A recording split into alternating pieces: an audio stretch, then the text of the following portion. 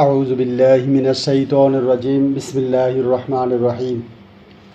সম্মানিত শ্রোতাবিন্দু, আমি এখন আলোচনা করব যে সকল ছাত্রছাত্রীরা এই বছর মাদ্রাসা থেকে দাখিল পাস করেছে তাদেরকে নিয়ে, তাদের বিষয়ে আমি আজকের দু একটি কথা বলবো। আমার প্রায় 20 বছরের অভিজ্ঞতা নিয়ে আমি কথাটাই বলছি। আমাদের দেশে অনেক ছাত্র বা ছাত্রী মাদ্রাসা থেকে পাস করে, তারা মাদ্রাসা থেকে দাখিল পাস করে। আমাদের দেশের অনেক ছাত্র ছাত্রী মাদ্রাসা থেকে দাখিল পাস করে, দাখিল পাস করার পরে তারা কলেজে গিয়ে ভর্তি হয়। এই কলেজে গিয়ে ভর্তি হওয়ার পরে দেখা গেছে তাদের ওই ইন্টারের রেজাল্টটা দাখিলের থেকে আরও খারাপ হয়।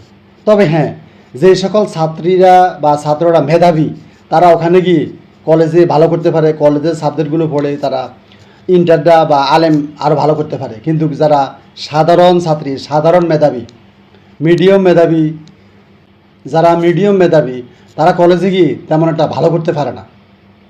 আমি আমার বিগত 20 বছরের অভিজ্ঞতা থেকে আমি বাংলাদেশের সকল ছাত্রছাত্রীদের কাছে এই কথাটাই বলবো যে আপনারা যারা এই বছর মাদ্রাসা থেকে দাখিল পরীক্ষা দিয়ে পাস করেছেন, আপনারা কলেজে না গিয়ে মাদ্রাসায় যে কোনো জায়গাতে ভর্তি হলে আপনাদের ভালো হবে। মাদ্রাসা থেকে ভালো করে পড়ে আলেমের রেজাল্টটা ভালো করলে, আলেমের রেজাল্ট ভালো করার পরে এরপরে আপনারা ইউনিভার্সিটিতে গেলে আপনাদের ভালো হবে। এটা আমার অভিজ্ঞতা থেকে আমি বলতেছি।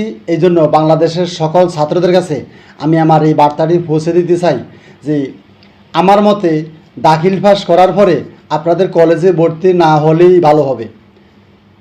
দাখিল পাস করার পরে আপনারা সবাই মাদ্রাসাতেই, যে কোনো মাদ্রাসায় আলেমে ভর্তি হয়ে আলেমে ভালো করে লেখাপড়া করবেন।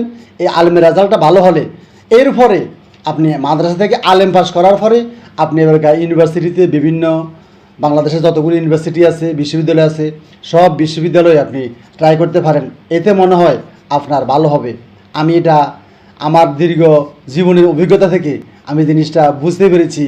যেটা বুঝতে পেরেছি আমি সেটা ইউটিউবের মাধ্যমে আপনাদের কাছে আমি বার্তাটা পৌঁছে দেওয়ার জন্য চেষ্টা করতেছি। কারণ আপনার ডিসিশন আপনি নিতে হবে। সূরা রদে আল্লাহ রাব্বুল আলামিন পবিত্র কোরআনে সূরা রদের 11 নম্বর আয়াতে বললেন, ইন্নাল্লাহা লা ইউগাইয়িরু মা বিকাউমিন হাত্তা ইউগাইয়িরু মা বিআনফুসিহিম।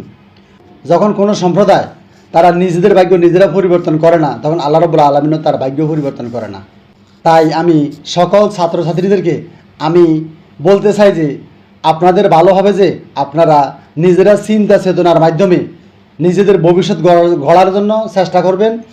অবশ্যই আমার মনে হয় আপনারা যদি আমার এই বক্তব্যটা শোনার পরে যদি আপনারা আমলে নেন, আমল করেন বা মেনে চলেন, আপনাদের জীবন ইনশাল্লাহ সুন্দর হবে। এক কবি তার শেরের মধ্যে তিনি বলছেন, মান ইউহাইলু সায়াহসুলু আলা নাফসি আন নাতিজাতু। অর্থাৎ যে যেমন চেষ্টা করে সে তেমন রেজাল্ট পাবে, তেমন ফল পাবে।